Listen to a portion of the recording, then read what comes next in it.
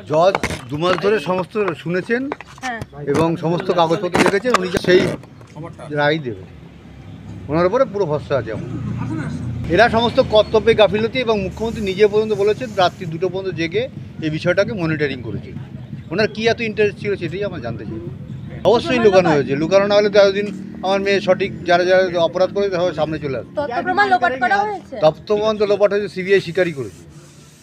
Calcutta police যে করবে সে তো স্বীকার করবে না। বাকি দোষীরা কোথায় সেটা সিবিআইয়ের উপরে আমরা হাইকোর্টে মামলা করেছি, সুপ্রিম কোর্টে মামলা করেছি। সব আসবে আপনারা দেখুন, আপনারা সঙ্গে থাকুন। আপনারা যেভাবে প্রথম দিন থেকে আমাদের সঙ্গে আছেন, সবাই সামনে আসবে, সব অপরাধীদের সামনে আসবে এবং সঠিক বিচার আমরা পাবো।